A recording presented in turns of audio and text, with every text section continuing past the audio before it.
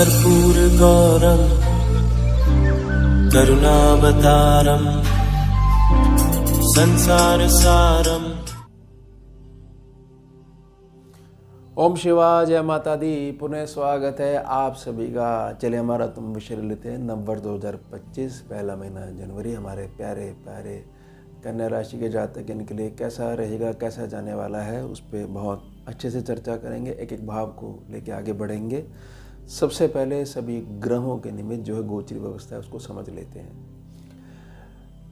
14 जनवरी तक सूर्यदेव जो रहेंगे वह रहेंगे धनु राशि पर। उसके पश्चात 14 जनवरी से 12 फरवरी 2025 तक रहेंगे मकर राशि पर। मंगलदेव 21 जनवरी तक रहेंगे नीच प्रभाव, यानी रहेंगे 4 नंबर साइन में कर्क राशि पर। उसके पश्चात ये आगे मूव करेंगे, यानी कि पीछे आ जाएंगे 21 जनवरी से 3 अप्रैल 2025 तक मिथुन राशि पर गोचर करेंगे।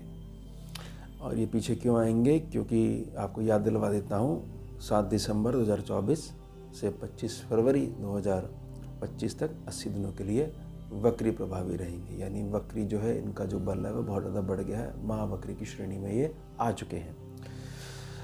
बुध देव 4 जनवरी तक रहेंगे वृश्चिक राशि पर मंगलदेव के साइन में। 4 जनवरी से लेकर 24 जनवरी तक रहेंगे धनु राशि पर। 24 जनवरी से लेकर 11 फरवरी 2025 तक रहेंगे मकर राशि पर।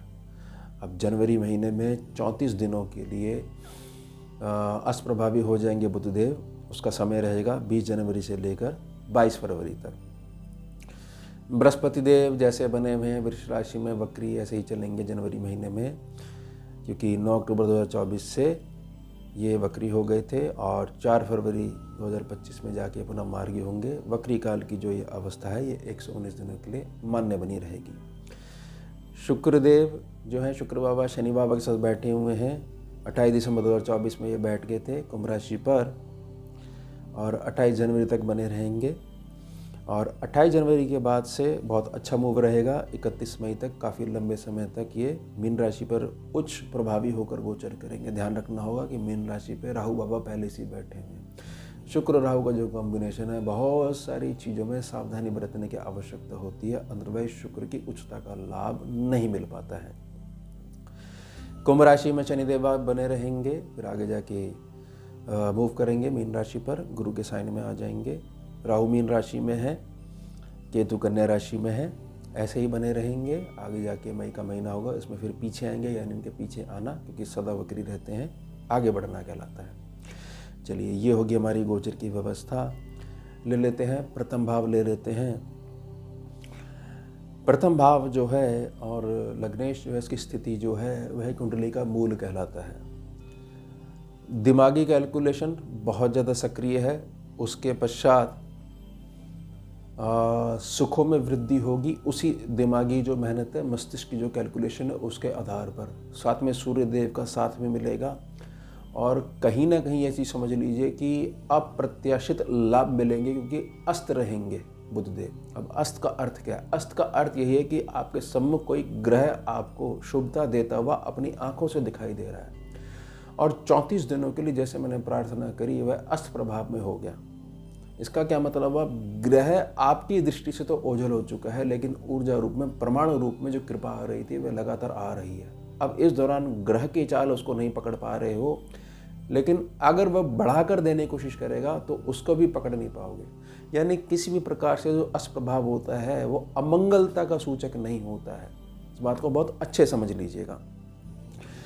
उसके पश्चात यह जो समय रहेगा जब ये मकर राशि में जो मूव करेंगे तो ये बहुत ज़्यादा ऊंचा उठाना शुरू कर देंगे आपको। किस आधार पर? आपके द्वारा अर्जित करी गई एजुकेशन के आधार पर। वह डिग्री भी हो सकती है, जीवन क्षेत्र का आपका अनुभव भी हो सकता है। आपका जो एक्सपीरियंस है वह बेस बनाएगा। हर प्रकार से लाभ ही लाभ अपने जीवन में आप देखो। ये हो गया आपके पूरे महीने का मूल, क्योंकि लग्नेश की स्थिति है वो इस प्रकार से मूव कर रही है। 8 में वृश्चिक में, 9 धनु, फिर मकर 10, और साथ में सूर्यदेव का साथ भी इनको मिलेगा। धन के संबंध में बात कर लेते हैं। देखिए, धन अभी तक जो आपके पास आएगा ये पूरे महीने में 28 तारीख तक जो धन आएगा उससे आपको ऐसा लगेगा कि धन तो आ रहा है, लेकिन उससे मेरे जो ज़रूरी खर्चे हैं वह निपट रहे, धन बच नहीं पा रहा है। इसके पश्चात जैसे ही ये उच्च प्रभावी होकर आगे मूव करेंगे और राहु की जो कंडीशंस है उसके हिसाब से शुक्रदेव को संरक्षण प्रदान करते हो, तो आप ये देखोगे हर प्रकार के सुख भी शुक्रदेव आपको देंगे, राहु को भी कंट्रोल में करके रखेंगे और अचानक धन लाभ की कई सारी स्थितियां पैदा करेंगे। यहाँ पर यह भी चीज़ समझने की ज़रूरत है कि बुध और शुक्र की बड़ा अच्छा मेल बना रहता है लग्नेश के साथ, मतलब कि लग्नेश जो है उनके शुक्र का जो मेल है वो बहुत उत्तम बना रहता है।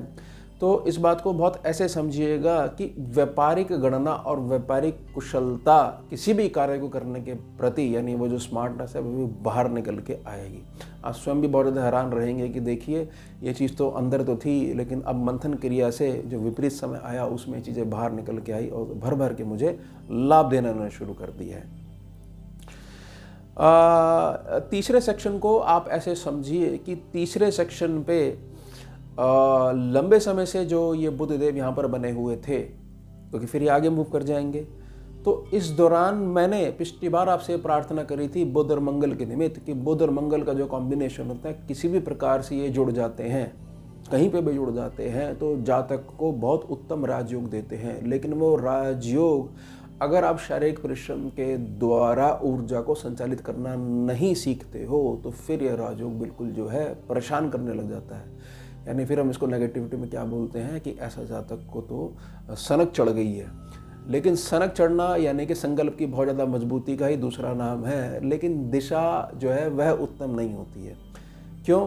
क्योंकि जहाँ पर भी ये दोनों कॉम्बिनेशन मिल जाते हैं बुध और मंगल के, वहाँ पर राहु जो है नेगेटिविटी रूप में, कृत्रिम रूप में उत्पन्न हो जाता है और राहु जहाँ पर मूल रूप से बैठे होते हैं उसको नेगेटिव करना शुरू कर देता है। तो प्रार्थना रहेगी, क्योंकि मंगलदेव जैसे जब पीछे आएंगे तो मंगलदेव दोबारा इस प्रभाव में आने लग जाएंगे, दोबारा बुध के प्रभाव में आने लग जाएंगे 3 नंबर साइन के प्रभाव से, और वक्री तो पहले से बने हुए हैं। तो इस बात का बहुत अच्छे से ध्यान रखिएगा कि एक हेल्दी माइंड ही बहुत ऊंचे लक्ष्य को जन्म दे सकता है। अब सुख स्थान की बात करते हैं, भर भर के सुख है, किसी प्रकार की कोई दिक्कत नहीं आने वाली है। आंतरिक प्रसन्नता जो है उसमें थोड़ी सी यह भावना बनी रहेगी कि सब कुछ कर लिया है, अब कुछ ऐसा कार्य करा जाए जिससे रोजगार क्षेत्र की जो स्थिरता भी बनी रहे और साथ में कुछ जन सेवा भी हो जाए और मान सम्मान जो है वह हमारे को प्राप्त हो। ये जो भावना है एक नए लक्ष्य को उत्पन्न करेगी और इसमें बहुत हद तक आप सफल भी हो पाओगे। पंचम भाव को समझ लेते हैं। पंचम भाव पे बेशक बुध अस्त हैं, लेकिन मैंने शुभता के मामले में यही कहा है कि शुभता आती हुई नहीं दिख पाएगी। इसका मतलब ये नहीं कि प्रभाव जो अभी तक मिलता आ रहा था वह सारे उलट हो जाएंगे, जो आपके प्रोजेक्ट्स हैं वह मंदे पड़ जाएंगे, नहीं, बिल्कुल भी ऐसा नहीं होने वाला है।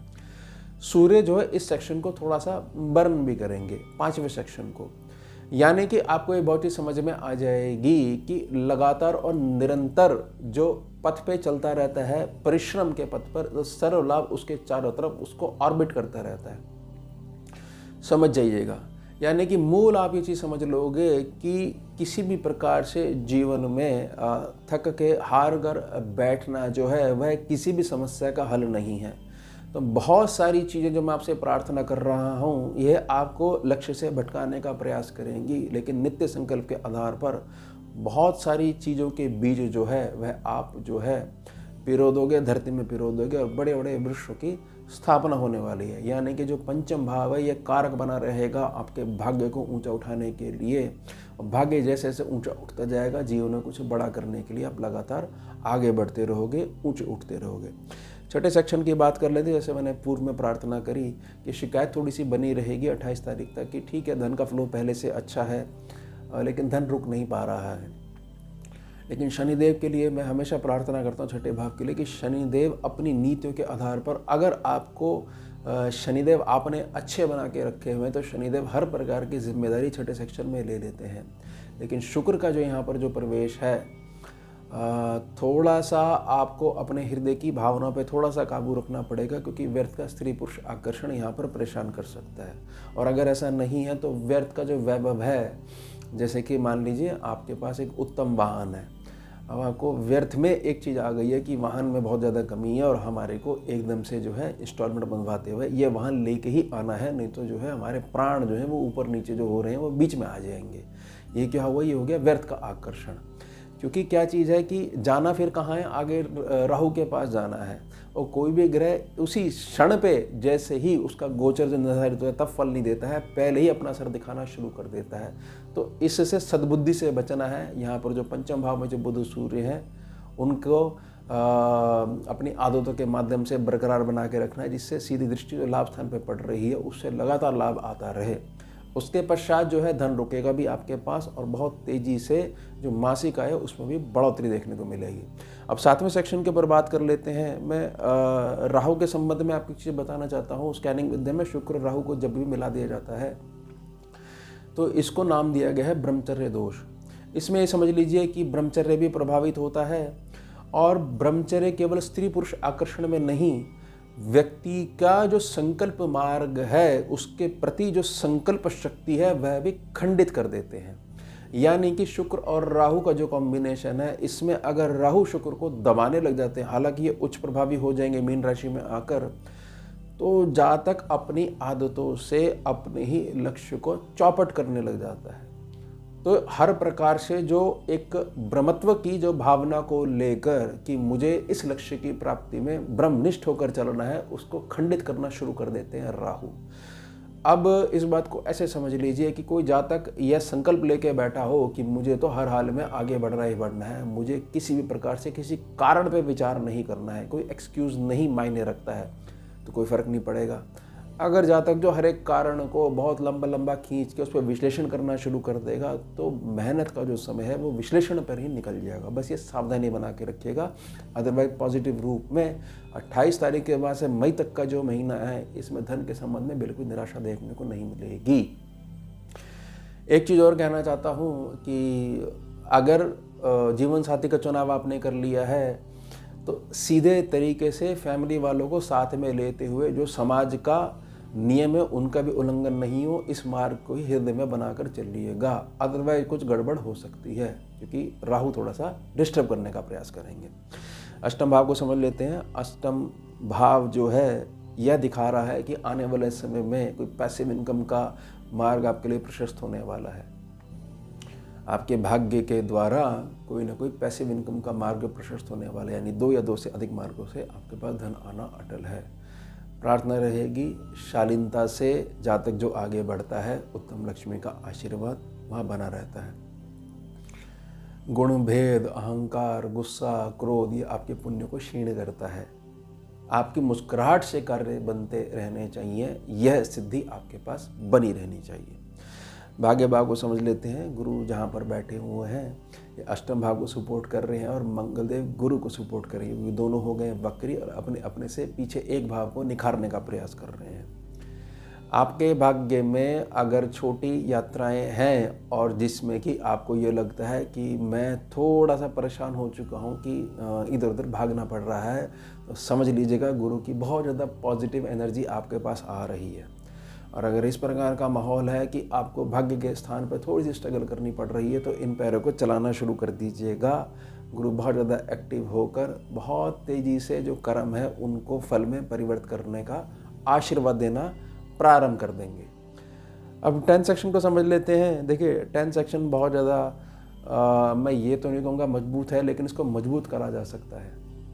कैसे कि जो जातक ये समझ लेता है कि सबसे पहले उत्तम तन होना चाहिए, उत्तम तन होगा तो उत्तम मन होगा, उसके पश्चात जो भी कार्य करा जाएगा उसकी सिद्धि जो है मेरे पास बनी रहेगी, उसकी सिद्धि मुझे प्राप्त हो जाएगी। प्रार्थना रहेगी कि बुध का साइन जो है और बुध और मंगल का जो कॉम्बिनेशन, जैसे मैंने पूर्व में प्रार्थना करी है कि यहाँ पर नेगेटिव राहु उत्पन्न हो सकता है। नेगेटिव राहु अगर यहाँ पर उत्पन्न हो जाता है, शारीरिक परिश्रम के अभाव में शरीर नहीं चलाते हो, एक्स्ट्रा एनर्जी को रिलीज नहीं कर पाते हो, तो अच्छे भले जो लक्ष्य है उसको छोड़कर एक नया लक्ष्य पकड़ने के लिए राहु यहाँ पर विवश कर देते हैं। क्योंकि मैं तो पूर्व में प्रार्थना कर चुका हूँ कि पहले से जो कैलकुलेशन करते आ रहे हो उसमें जो आपका एक्सपीरियंस है वही सर्व लाभ आपको दिलवाता रहेगा। यह बुधदेव जो लग्नेश की जो स्थिति है उसके आधार पर मैंने प्रार्थना करी है।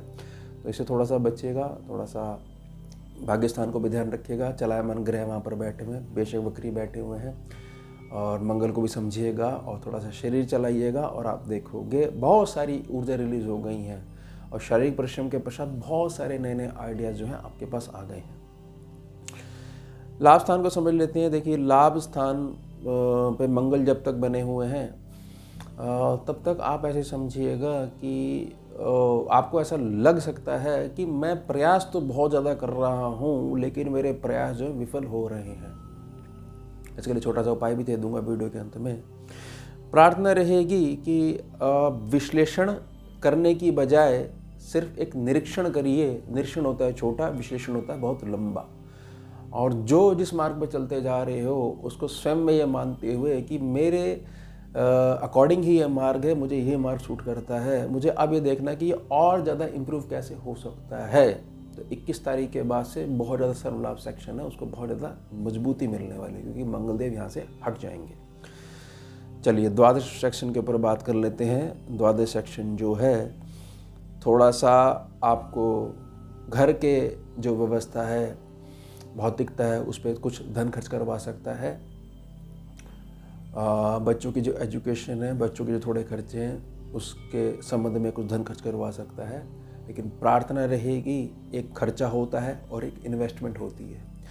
इन्वेस्टमेंट ये है कि बहुत ज़्यादा ज़रूरी कार्य है और ये आके घर में ही खर्चा जो है हमारे लगने वाला है, तो वहाँ थोड़ी सी डेफिनेशन बदलिए। ये खर्चा नहीं है, ये तो इन्वेस्टमेंट है। जैसे कोई आवश्यक कार्य है, कोई वस्तु लेके आनी है, तो वो खर्चे में नहीं आती है, वो इन्वेस्टमेंट में आती है। ये सोच बदलने लग जाइएगा, क्योंकि जो कन्या का जो प्रभाव जो रहता है वो बहुत सारे मतलब बड़ी बड़ी इंडस्ट्री हैं, उनको चलायमान कर सकता है। तो इतनी बड़ी चीज़ों को चलायमान रखने के लिए जो हमारी सोच है वो बहुत ज़्यादा विस्तृत होनी चाहिए। बस इस बात का ध्यान बना के रखिएगा। अब एक छोटी सी प्रार्थना है कन्या राशि के जातकों के लिए। किसी भी प्रकार से कोई भी उपाय आपको लाभ नहीं दे रहा है और कोई भी गणना वो सटीक नहीं बैठ पाती है, आपको ये लगता है कि भाग्य साथ ही नहीं देता है और कुछ समझ में नहीं आ रहा है, और क्या क्या करें, कितना कितना करें, एक एक चीज़ के लिए कितने कितने उपाय करते रहें, काम करें या उपाय ही करते रहें। अगर ये विडंबना बनी हुई है तो मेरी प्रार्थना रहेगी, यह सब होता है आपके नेगेटिव प्रारब्ध के कारण। प्रारब्ध का जब तक नकारात्मक प्रभाव बना हुआ है तब तक जातक वर्तमान में जो कुछ भी करता है वह पूर्णतः सही सटीक नहीं बैठ पाता है। छोटा सा उपाय दे रहा हूँ अपने अनुभव के आधार पर। शिव महापुराण ले आइए, उनकी शरण प्राप्त करिए, रोज़ पढ़िए, हिंदी में पढ़िए, बोल बोल के पढ़िए, आसन जमा लीजिए जितना समय दे सकते हैं। अगर नहीं हो पाता है तो शिव महिमन स्तोत्र आता है, पुष्प दंत आचार्य द्वारा रचित शिव महिमन स्तोत्र, वह पुस्तक ले आइए, क्योंकि बहुत ज़्यादा परम प्रिय स्तोत्र है महादेव को।